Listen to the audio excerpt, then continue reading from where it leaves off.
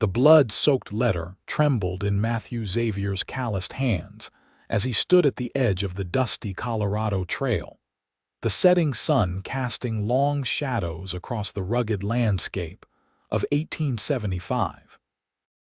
3 months had passed since he'd received word of his brother's murder, but the pain remained as fresh as the day the news arrived. Matthew folded the letter carefully, tucking it into his weathered leather vest beside the tarnished sheriff's badge he no longer wore. His fingers lingered momentarily on the cold metal, a reminder of all he'd lost and the oath he'd broken. He'd abandoned his post in Kansas after failing to protect his own kin. What kind of lawman couldn't even save his brother? The journey west had been long and lonely, his only companions the sorrel stallion beneath him and the ghosts of his past. Matthew had heard whispers of work near Portland, Oregon, a logging operation that needed experienced men who could handle themselves in the wilds. It was as good a destination as any for a man with nothing left but regrets. "Almost there, Thunder," he murmured to his horse, patting the animal's muscular neck. "Just a few more days." Thunder nickered softly in response, seemingly understanding the weight his master carried.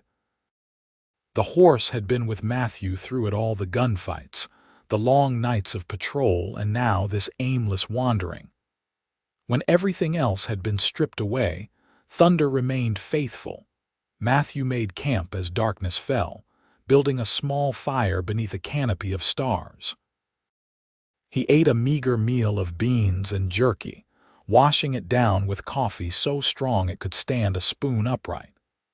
As he stared into the dancing flames, memories flooded back: his brother's laughter, their childhood races across open fields, the proud smile when Matthew had first pinned on his badge. "I'm sorry, Jacob," he whispered to the night. "I should have been there." Sleep came fitfully, haunted by the recurring nightmare, the telegram in his hands, the words blurring through tears.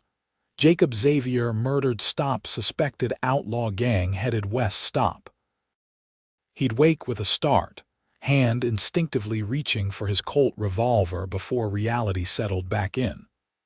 Jacob was still gone, and no amount of vengeance would bring him back. Dawn broke with surprising clarity, the mountain air crisp and clean in his lungs. Matthew packed his meager belongings and continued westward, following the trail as it wound through increasingly verdant territory. The Colorado Rockies gradually gave way to more forested landscapes as he crossed into Oregon territory a week later. Portland was still days away when Thunder pulled up lame near a bubbling stream. Matthew dismounted immediately, running his hands along the horse's foreleg, feeling the unnatural heat of inflammation. "Easy, boy," he soothed, leading Thunder to water. "We'll rest here a while." Matthew made camp earlier than usual, gathering herbs he recognized for their healing properties to make a poultice for Thunder's leg. As he worked, a flash of movement in the undergrowth caught his attention. He froze, hand hovering near his gun, until he realized it was just a doe and her fawn drinking from the stream 100 yards downstream. For the first time in months, something other than grief stirred within him, a simple appreciation for the gentle creatures and their quiet dignity. The moment shattered when a distant gunshot echoed through the trees, sending the doe bounding away in terror. The fawn, however, stumbled and fell, its frightened bleats carrying on the breeze. Matthew hesitated only briefly before securing Thunder to a sturdy pine and moving cautiously toward the distressed animal. Hunters were common in these parts, but shooting a fawn was considered poor form by any decent man's standards. As he approached, he could see the animal hadn't been hit but appeared to have twisted its leg in its panic. "Easy there, little one," Matthew murmured, approaching slowly with his hands visible. The fawn's wide eyes reflected terror, but it was too injured to flee. Just as Matthew reached for the trembling animal, a woman's voice rang out, sharp and clear. "Step away from that fawn." Matthew turned slowly, hands still visible, to find himself staring down the barrel of a rifle. The woman holding it had fiery auburn hair escaping from beneath a practical bonnet, her green eyes narrowed with suspicion and determination. She wore a simple blue calico dress covered by a canvas apron with numerous pockets containing what looked like herb bundles. "I mean it no harm, madam," Matthew said evenly. "It's injured." "And how do I know you're not the one who caused the injury?" she challenged, the rifle steady in her capable hands. "Because I don't shoot at fawns," Matthew replied simply. "And if I had, I wouldn't have missed." The woman studied him for a long moment before slowly lowering her rifle, though she kept it ready. "I heard the shot, too. Probably the Miller boys, they fancy themselves hunters but couldn't hit the broad side of a barn." She approached cautiously, never fully turning her back to Matthew, and knelt beside the frightened fawn. Her touch was gentle as she examined the injured leg, murmuring softly to calm the animal. "Sprained, not broken," she announced, relief evident in her voice. "But it needs care or predators will find it before its mother returns." Matthew watched as she efficiently removed her apron and wrapped it around the fawn, securing it gently. "I'm Katherine Clark," she said without looking up, her focus entirely on the animal.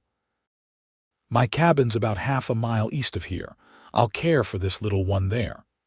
"Matthew Xavier," he replied, tipping his hat slightly. "My horse is lame as well. Seems we're all having a difficult day." Katherine finally looked at him properly, taking in his trail-worn appearance, the gun at his hip, and the exhaustion etched into his sun-weathered face. Whatever she saw made her expression soften fractionally.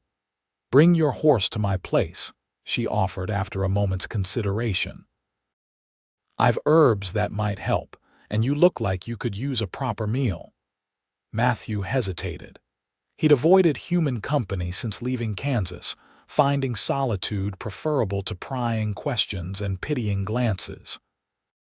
But Thunder needed care, and something about this forthright woman with her healing hands made him nod in agreement. "Much obliged, Miss Clark." "Mrs. Clark," she corrected, her voice taking on a practiced neutrality that spoke volumes. "My husband's been gone 3 years now." Matthew recognized the tone he'd heard it in his own voice when speaking of Jacob, loss wrapped in simple facts to keep the pain at bay. "I'm sorry," he said, the words inadequate but sincere. Katherine nodded once before carefully lifting the fawn. "Your horse can manage a slow walk." "Thunder's tough," Matthew confirmed. "He'll make it." Katherine led the way through the forest with sure-footed confidence, the bundled fawn held securely against her chest. Matthew followed with Thunder, noting how the woman occasionally paused to examine a plant or berry, sometimes stopping to gather them one-handed while maintaining her hold on the fawn. Her cabin appeared through the trees, a sturdy, well-maintained structure with a vegetable garden to one side and a small barn behind. Smoke curled from the stone chimney, and colorful wildflowers grew in neat beds along the front path.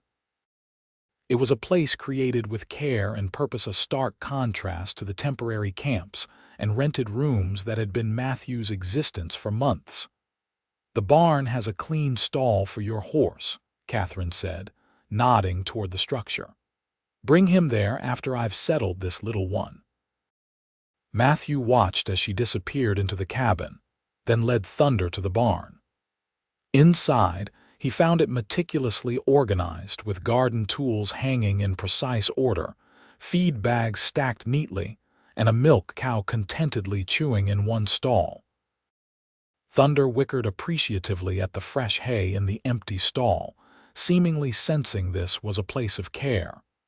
After unsaddling his horse and giving him water, Matthew examined the inflamed leg more carefully. It wasn't serious, but Thunder needed rest. He was gently applying cold water from the barn pump when Katherine appeared in the doorway, her arms free of the fawn. "How is he?" she asked, approaching with a small clay pot in her hands. "Nothing rest won't cure," Matthew replied. "Your fawn." She settled in a quiet corner. "I'll need to feed her milk until she's stronger." Katherine knelt beside him, opening the pot to reveal a pungent-smelling salve. "This will help draw the heat from the inflammation." Matthew watched as she applied the remedy with practiced hands, noting the quiet competence in her movements. Thunder, typically wary of strangers, stood calmly under her touch. "You have a way with animals," he observed. Katherine glanced up briefly, a ghost of a smile touching her lips. "Animals are honest creatures. They don't pretend to be something they're not." The subtle barb wasn't lost on Matthew. She still didn't fully trust him, a stranger appearing in her woods with a gun and a badge he no longer had the right to wear. "Fair assessment," he conceded. When she finished with Thunder, Katherine straightened and wiped her hands on a clean rag. "There's stew on the stove if you're hungry. You can wash up at the pump outside." Matthew hesitated. "I don't want to impose, it's just stew, Mr. Xavier," she interrupted, her tone practical. "Not a marriage proposal." Despite himself, Matthew felt the corners of his mouth twitch upward, the closest he'd come to a smile in months. "In that case, I accept your generous offer, Mrs. Clark." Katherine's cabin interior reflected the same orderly precision as her barn. Bundles of herbs hung drying from the ceiling beams, jars of preserved foods lined a shelf, and a bookcase held an impressive collection for a frontier home. The fawn lay on a blanket near the hearth, its large eyes watching them warily. The stew was rich with fresh vegetables and tender meat, accompanied by crusty bread still warm from the oven. Matthew hadn't realized how hungry he was until the first spoonful passed his lips, and he had to force himself to eat slowly. "This is excellent," he said between bites. "Best meal I've had in a long while." Katherine watched him from across the table, her own bowl barely touched. "Where are you headed, Mr. Xavier?" "Portland," he replied, deliberately vague. "Heard there might be work." "And before that, your accent suggests Kansas, perhaps Missouri." Matthew paused, spoon halfway to his mouth. "You have a good ear, Mrs. Clark. I was in Wichita for a time." "As what?" The direct question caught him off guard. Most folks danced around such inquiries, but Katherine Clark apparently preferred the straightforward approach. "I was a lawman," he admitted, setting down his spoon. "Sheriff for 4 years. Katherine's eyes flicked briefly to his chest, where his badge would typically be displayed. "Not anymore, no," Matthew said simply, offering nothing more.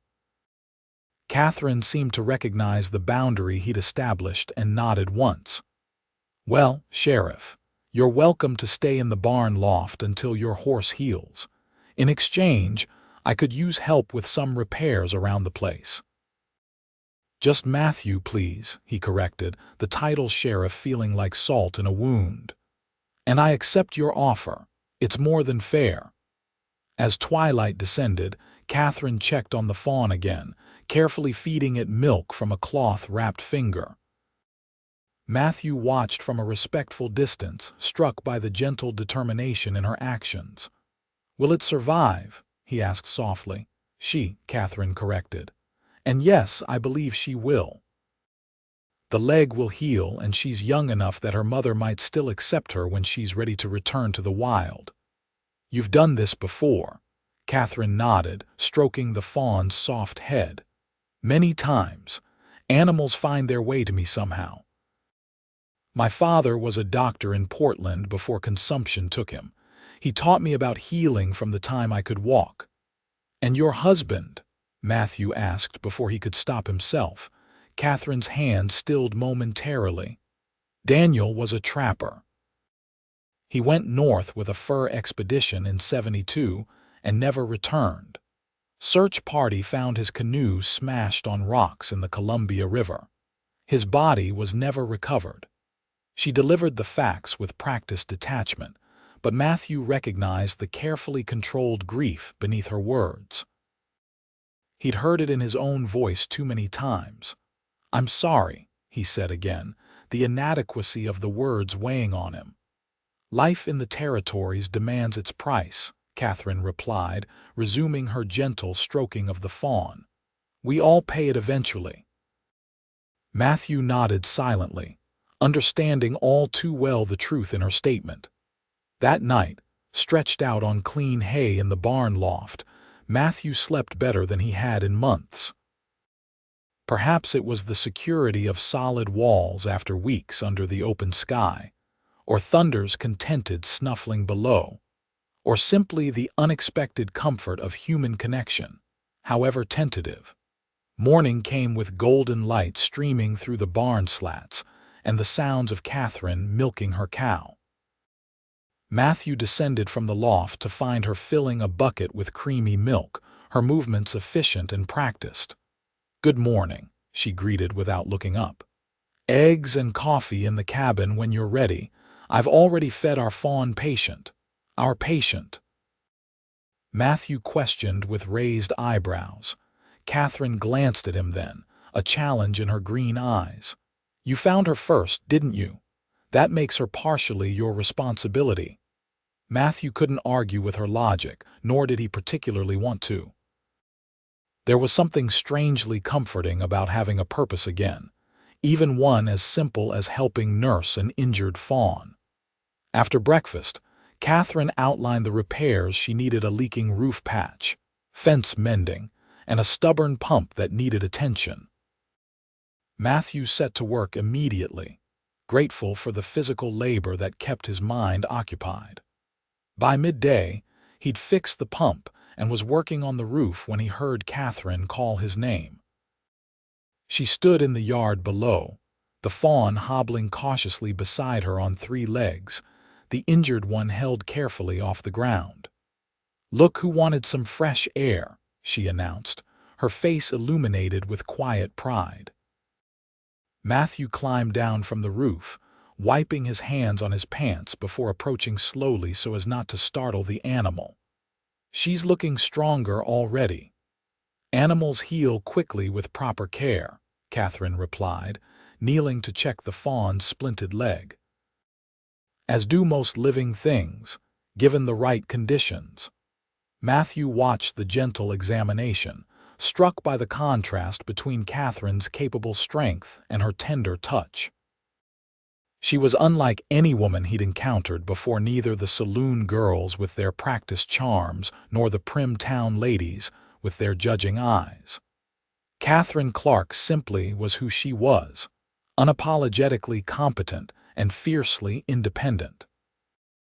The day established a pattern that would continue through the week: Matthew working on repairs, while Katherine tended her garden, preserved foods, and cared for their animal patients. Thunder's leg improved steadily under Katherine's treatment, and the fawn grew more active each day. In the evenings, they shared meals and gradually, conversation. Katherine spoke of her childhood in Portland, where her father had been one of the first doctors in the growing town. She'd married Daniel Clark at 18, following him to this remote homestead where he trapped and hunted while she established an impressive garden and developed a reputation among scattered neighbors for her healing skills. Matthew revealed less, speaking vaguely of his years as a sheriff and his decision to seek new opportunities in Portland. He mentioned his brother only once, saying simply that Jacob had died recently, offering no details about the murder or Matthew's abandoned quest for vengeance. Katherine seemed to sense the raw wounds beneath his brevity and didn't press further. On the 5th evening, as they sat on the cabin porch watching fireflies dance in the gathering darkness, Katherine broke a comfortable silence. "You're running from something." It wasn't a question, and Matthew didn't treat it as one. He continued whittling the small piece of wood in his hands, a hobby he'd picked up years ago to keep his hands busy during long night watches. "Most folks out here are," he finally replied, carefully shaving another curl of pine. "True enough," Katherine agreed, sipping from a cup of herbal tea that filled the air with mint fragrance. "But most don't carry it in their eyes the way you do." Matthew's knife stilled. "And what exactly do you see in my eyes, Mrs. Clark?" "Guilt," she said simply. "The kind that eats a person from inside. I recognize it because I carried it myself for a long time after Daniel died." Matthew looked at her then, surprised by her candor. "Why would you feel guilty about your husband's accident?" Katherine's fingers tightened slightly around her cup. "We argued the morning he left. I wanted to move back to Portland. I was with child and wanted my mother nearby for the birth. Daniel refused, said there was better trapping here." She paused, her gaze fixed on the darkening forest. "I said things I can't take back. He left angry. Sometimes I wonder if that anger made him careless on the river." The confession hung in the air between them, unexpected and raw. Matthew set aside his carving, searching for the right words. Did he know? About the child, Katherine nodded, a sad smile touching her lips. "A daughter. She came too early, just 2 weeks after I learned Daniel was gone. She lived only a few hours." Matthew felt an ache in his chest for this woman who had endured such profound losses, yet continued to heal and nurture everything around her. "I'm sorry," he said for the third time since meeting her, the words still woefully inadequate. "Life demands its price," she repeated her earlier sentiment. "But I've made my peace with it. Have you? With whatever price you paid?" Matthew looked down at his hands that had failed to protect his brother, hands that had abandoned the badge and the oath he'd sworn. "No," he admitted quietly. "I haven't." Katherine didn't immediately respond, allowing his confession to exist between them without judgment. Finally, she set down her empty cup and stood. "Would you like to help me check on our patients? The Fawn usually needs a midnight feeding." Matthew recognized the offering for what it was: not absolution, but a small purpose to focus on beyond his grief. "I'd like that," he replied, following her into the cabin's warm light. Days turned into a second week, and Matthew found himself inventing new repairs to justify his continued presence. Katherine never questioned his extended stay, seemingly content with the arrangement. They fell into a comfortable rhythm, working alongside each other during daylight hours and sharing quiet evenings by the fire. The Fawn, which Katherine had taken to calling Lily for the white spots on her reddish coat, improved rapidly. She now gamboled around the small yard on her healing leg, though she remained endearingly tame, often following Katherine like a devoted pet. "She'll need to return to the wild soon," Katherine observed one afternoon as they watched Lily nibble tender shoots at the forest edge. "The longer she stays, the harder it will be for her to adapt." "Will her mother still accept her after so much time?" Matthew asked. Katherine shook her head. "Probably not, but she's nearly weaned now. She'll find her way." There was something in her tone that made Matthew look at her more closely. "You'll miss her." Katherine smiled faintly. "I always do, but they don't belong with us, these wild things. Keeping them would be selfish." The parallel to his own situation wasn't lost on Matthew. He too was a wild thing of sorts, temporarily tamed by Katherine's healing presence.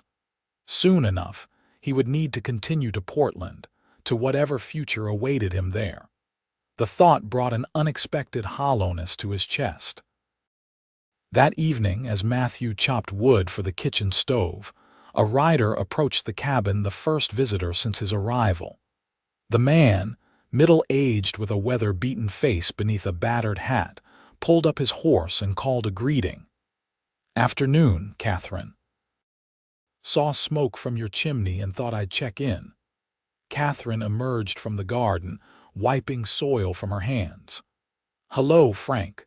What brings you out this way?" "Message from town," the man replied, dismounting stiffly.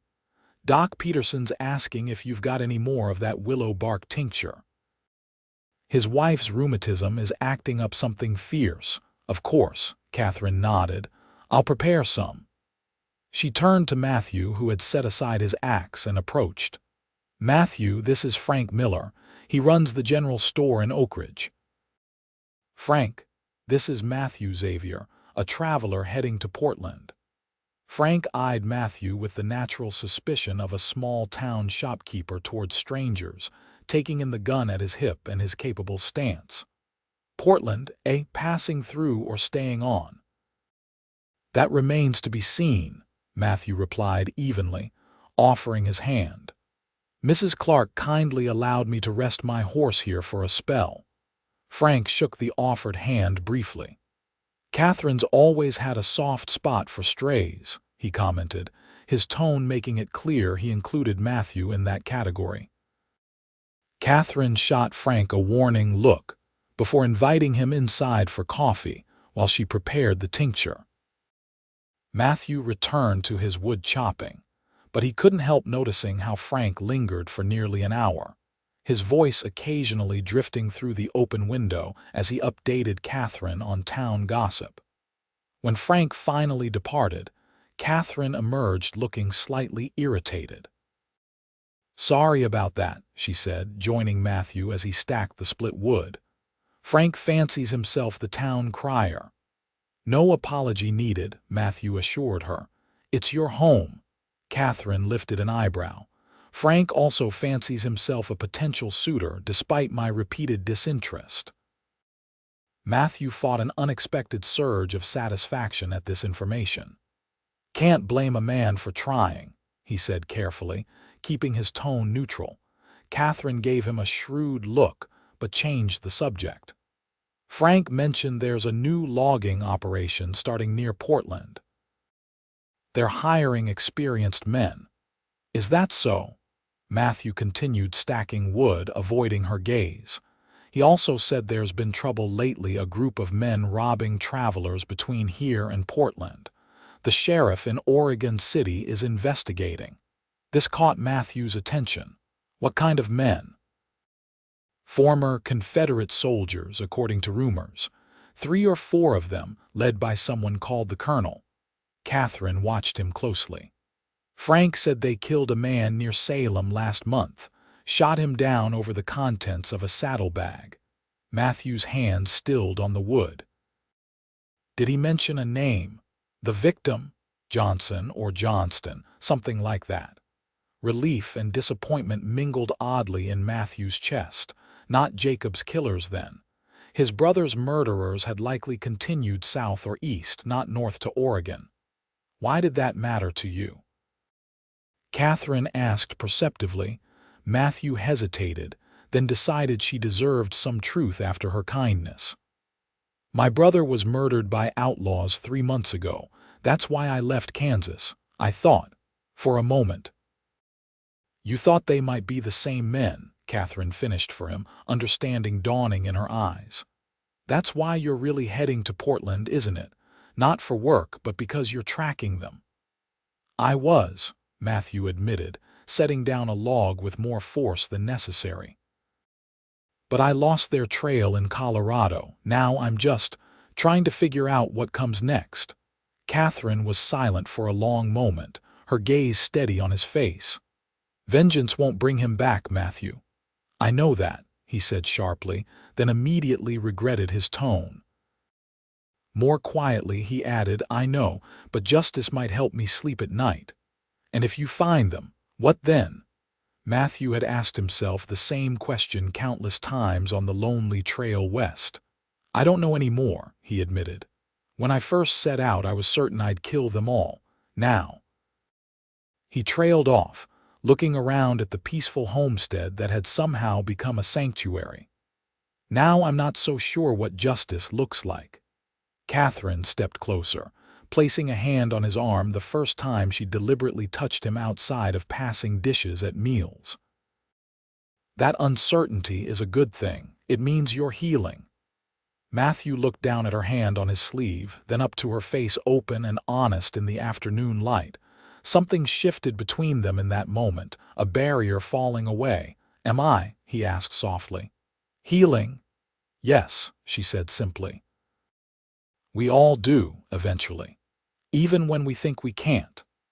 That night, Katherine invited Matthew to dine inside rather than on the porch where they'd taken to eating when weather permitted. She'd prepared a special meal, venison roast with garden vegetables and blackberry cobbler for dessert. "What's the occasion?" Matthew asked as she lit candles on the table. "Lily took her first steps into the forest today," Katherine explained, setting out plates that Matthew recognized as finer than her everyday dishes. "She'll be leaving us soon. I thought we should celebrate her recovery." But as the evening progressed, Matthew sensed there was more to this dinner than a celebration of their Fawn patient. Katherine had arranged her hair differently, with soft tendrils framing her face, and she'd replaced her usual practical dress with one of deep blue that brought out the green of her eyes. They ate slowly, their conversation flowing more easily than ever before.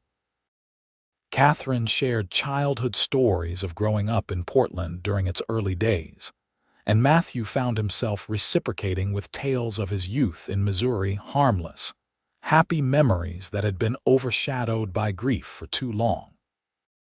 After dinner, as they sat before the fire with cups of coffee, Katherine broached the subject they'd both been avoiding.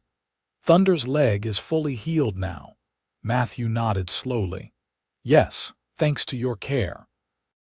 "So there's nothing keeping you here anymore," she continued, her eyes on the dancing flames rather than his face. "Nothing practical," Matthew agreed cautiously. Katherine looked at him then, something vulnerable in her expression. "And is there anything impractical?" The question hung between them, loaded with unspoken possibilities. Matthew set aside his coffee cup and leaned forward, his elbows on his knees, his eyes holding hers.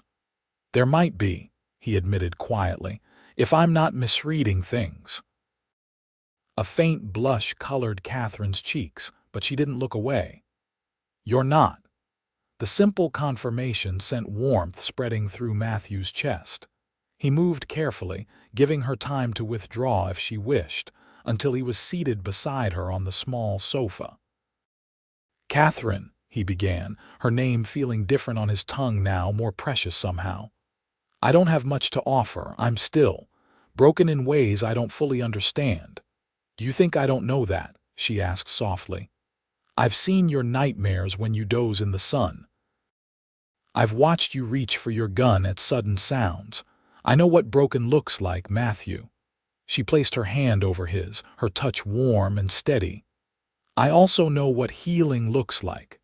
Matthew turned his hand to clasp hers, marveling at how right it felt. "I plan to be gone by now," he confessed. "Back on the trail to Portland or wherever would take me far from Kansas and the memories there. But then I found you, nursing that fawn, and something changed." "What changed?" she asked, her voice barely above a whisper. "I started to remember what it felt like to care about tomorrow." Matthew reached up tentatively, brushing a strand of auburn hair from her cheek. "For the first time since Jacob died, I found myself wanting a future instead of just running from the past." Katherine leaned slightly into his touch, her eyes never leaving his. "And what future do you want, Matthew Xavier?" "One where I wake up each morning with purpose," he said honestly.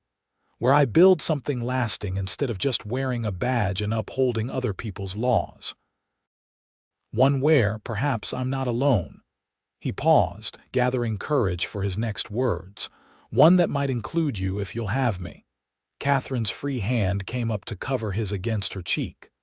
"I thought I was content with my solitude," she said softly. "After Daniel and the baby, I convinced myself that loving again wasn't worth the risk of losing again." Her eyes shimmered with unshed tears. "But then you appeared in my woods, and suddenly my cabin felt too empty when you were out in the barn." Matthew's heart thundered in his chest as he leaned forward, pausing just before their lips met. "May I?" he breathed. Katherine answered by closing the distance herself, her lips meeting his in a kiss that began tentatively but quickly deepened with shared longing. Matthew's arms encircled her, drawing her closer as years of isolation melted away for them both. When they finally parted, breathless and flushed, Katherine smiled a full, radiant expression that transformed her entire face. "Stay," she said simply. "Not in the barn. Here with me." "Are you certain?" Matthew asked, searching her eyes. "The neighbors will talk," Katherine laughed softly. "Let them. Frank Miller has been spreading rumors since you arrived anyway." She grew more serious. "But if it concerns you, there's a preacher who comes through Oak Ridge every third Sunday. He'll be there tomorrow." Matthew felt a smile tugging at his lips, the first genuine, unrestrained smile since receiving that fateful telegram months ago. "Katherine Clark, are you proposing to me?" "I believe I am," she replied with a hint of her characteristic directness. "Unless you'd prefer a more traditional courtship, though I should warn you I've never been particularly traditional." Matthew laughed, actually laughed, and the sound surprised them both. "I noticed," he said warmly, "and I wouldn't change a thing about you." He sobered slightly, needing to be completely honest. "But there's something you should know before you tie yourself to me." He reached inside his vest and withdrew the tarnished sheriff's badge, holding it in his palm between them. "I abandoned my post," he admitted, the shame still raw. "After Jacob was killed, I just left, pinned this to my deputy's chest and rode out without a proper word to anyone. There's probably a warrant for dereliction of duty with my name on it back in Kansas." Katherine studied the badge, then gently closed his fingers around it. "The man who wore that badge is not the same man sitting before me now," she said firmly.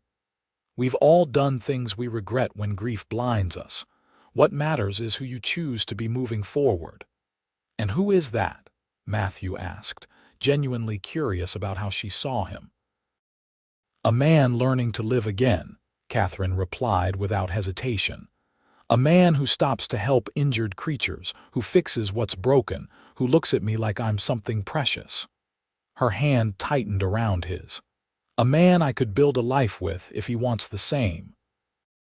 Matthew felt something long frozen within him thaw completely under her words. With deliberate movements, he tucked the badge back into his vest. "I do want that," he said, his voice rough with emotion. "More than I've wanted anything in a very long time." The next morning dawned clear and bright, as if nature itself approved of their decision. They rode to Oak Ridge together, Matthew on Thunder and Katherine on her sturdy mare. The small town consisted of little more than a general store, a smithy, and a few scattered buildings, with a modest white church serving as its centerpiece. Frank Miller's eyebrows nearly reached his hairline when Matthew and Katherine entered the general store hand in hand and announced their intention to be married that afternoon. The storekeeper's obvious disappointment was quickly masked by professional courtesy, as he sold Katherine a length of white ribbon for her hair and congratulated them with stiff politeness. Word spread quickly through the tiny settlement, and by the time Preacher Willis arrived for his monthly service, a small crowd had gathered at the church. The ceremony was simple but heartfelt, with Katherine wearing her blue dress adorned with white ribbon and wildflowers, and Matthew in his cleanest shirt with his gun notably absent from his hip for the first time since arriving in Oregon. "Do you, Matthew Xavier, take this woman to be your lawfully wedded wife?" the preacher asked solemnly. Matthew looked into Katherine's clear green eyes and saw everything he'd thought lost forever: hope, purpose, a future worth fighting for. "I do," he answered, his voice steady and certain. "And do you, Katherine Clark, take this man to be your lawfully wedded husband?" Katherine smiled, the same radiant smile that had captured Matthew's heart by firelight. "I do. Then, by the power vested in me, I now pronounce you husband and wife." The preacher closed his Bible with a smile. "You may kiss your bride, Mr. Xavier." Matthew did so, savoring the knowledge that this kiss sealed a covenant neither of them entered lightly. The small congregation applauded, their initial suspicion of the stranger, who'd appeared in their midst, softening in the face of Catherine's obvious happiness. After accepting congratulations from the townspeople, they rode home in the golden afternoon light, Catherine now wearing Matthew's ring, a simple gold band that had belonged to his mother, carried in his saddlebag all these years as his sole inheritance.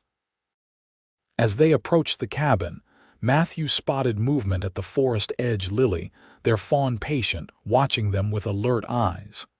Catherine reined her mare to a stop, smiling at the sight. "She's saying goodbye," she said softly. Matthew nodded, understanding the significance.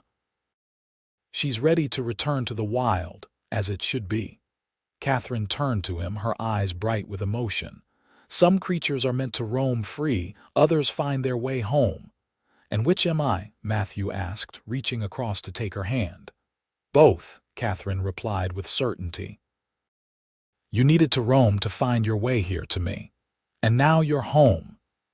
As if hearing her words, Lily bounded back into the forest, her heeled legs strong and sure, her white tail flashing once before she disappeared among the trees. Matthew and Catherine continued to their cabin, their home as husband and wife, the wounds of their pasts not forgotten but no longer defining their futures. The seasons turned, and with them, the rhythms of their shared life evolved. Matthew proved as skilled at farming as he had been at maintaining the law, expanding Catherine's garden and adding a small orchard of apple and cherry trees along the southern slope. They built a proper clinic adjacent to the cabin where Catherine could treat human patients with greater privacy, her reputation as a healer drawing people from as far as Portland for her remedies and gentle care. Word came from Kansas that winter, a letter forwarded through several postmasters until it reached Oak Ridge. Matthew's former deputy had been officially appointed sheriff and had cleared Matthew's name of any wronged, understanding that grief sometimes demanded unconventional paths. The badge remained in a small wooden box Matthew had carved, a reminder of the man he had been and the duty he had once cherished. The outlaws who had murdered Jacob were eventually captured in Arizona territory, not by Matthew's hand but by territorial marshals. They were hanged for their crimes in Tucson, and while the news brought a measure of closure, Matthew found that vengeance no longer consumed his thoughts. Justice had been served without staining his own soul further. Spring arrived with unexpected joy, Catherine confirming what she had suspected for weeks as her dresses grew tighter. Matthew's face when she told him would remain one of her favorite memories, disbelief transforming into wonder, then overwhelming happiness as he gently laid his hand against her still flat stomach. "A child," he whispered, tears gathering in his eyes. "Our child." Catherine covered his hand with hers. A new beginning. As Catherine's pregnancy progressed, so too did their homestead. Matthew built a proper crib from cherry wood, carefully sanding each piece until it was satin smooth. Catherine sewed tiny garments in the evenings, her practical nature yielding to occasional whimsy as she added delicate embroidery to collars and cuffs. Autumn painted the forests in fiery colors when their son arrived, Michael Daniel Xavier, born with his father's dark hair and his mother's determined green eyes. Matthew paced the yard throughout Catherine's labor, alternating between prayer and panic until Frank Miller's wife Martha, serving as midwife, called him in to meet his son. "He's perfect," Matthew breathed, cradling the tiny bundle with trembling hands. Katherine, he's absolutely perfect." Katherine watched them with exhausted satisfaction, her auburn hair dark with perspiration but her eyes bright with triumph. "He has your chin," she observed. "Poor child." Matthew laughed, the sound now familiar and frequent in their home. "And your stubborn expression, heaven help us both." Their family grew as the years passed. Michael joined by twin sisters Emma and Elizabeth 3 years later. Their arrival during a spring thunderstorm nearly sending Matthew into apoplexy, as he was forced to assist with the birth when Martha Miller couldn't reach them through the flooded creek. "Next time," Katherine had gasped between contractions, gripping his hand with surprising strength, "we're moving closer to town." "Next time," Matthew had repeated, pale with concern and wonder. "You're already planning a next time while delivering twins." Katherine's answering laugh had dissolved into another contraction, but her point was made: their family wasn't complete just yet. Indeed, 2 years after the twins, Katherine bore another son they named Jacob Francis Xavier, in honor of Matthew's brother and Katherine's father. Little Jake, as they called him, had his mother's auburn hair and his father's quiet thoughtfulness, often sitting for hours watching the forest edge as if waiting for something or someone to emerge. It was Jake who spotted Lily's first fawn the spring. He turned 4, a delicate creature with the same white spots as its mother, cautiously approaching their garden fence. Katherine and Matthew watched from the porch as their youngest son solemnly offered the fawn a carrot from his mother's garden, his small face serious with responsibility. "Life finds a way," Katherine murmured, leaning against Matthew's shoulder. "So do we," he replied, his arm tightening around her waist.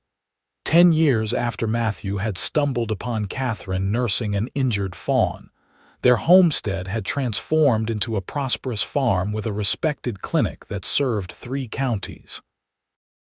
Their children thrived in the freedom of the forest and the security of their parents' evident love for each other. Sometimes, when the children were asleep and the night was still, Matthew and Katherine would sit on their porch as they had in those early days, watching fireflies dance in the darkness.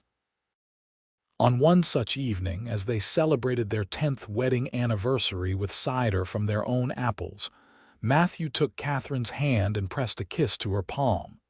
"Thank you," he said simply. "For what?" she asked, though her eyes suggested she already knew. "For healing me," Matthew replied, his voice thick with emotion. "For seeing beyond the broken man who appeared in your woods and believing I could be whole again." Katherine turned to face him fully, her beauty deepened by the years and experiences they'd shared. "You healed yourself, Matthew. I just gave you a safe place to do it. You gave me everything," he corrected gently. "A home, a purpose, a family, a reason to face each day with gratitude instead of grief." "And you gave me the same," Katherine reminded him, touching the lines that now framed his eyes, lines earned through laughter rather than sorrow. "We healed each other." From inside the cabin came the soft sound of Jake coughing, nothing serious, just a slight cold, but both parents paused to listen until the sound subsided. Their instinct to protect their children was bone deep and shared. "Should I check on him?" Matthew asked. Katherine shook her head, smiling. "He's fine. The willow bark tea I gave him earlier will have him sleeping soundly soon." Matthew nodded, trusting her medical judgment as completely as she trusted his ability to keep their family safe. They had built their partnership on this foundation of mutual respect, each bringing different strengths to their shared life. "I was thinking," Matthew said after a comfortable silence, "that Michael is old enough to help me expand the orchard next spring. The apples from those northern spy seedlings are selling well in Portland." Katherine nodded thoughtfully. "And the twins want to learn more about herb preparation. They're showing real aptitude for healing work." Like their mother, Matthew said proudly, and Jake, Katherine asked with a smile. What do you think our youngest will become? Matthew considered their quiet, observant son who seemed to commune with wildlife and understand the forest in ways that reminded him of Katherine when they'd first met. A bridge between worlds, he said finally. Like you were for me. Katherine's eyes softened with understanding. The best healers often are. As night deepened around their homestead, Matthew and Katherine Xavier sat contentedly in the life they'd built together from broken pieces and brave choices.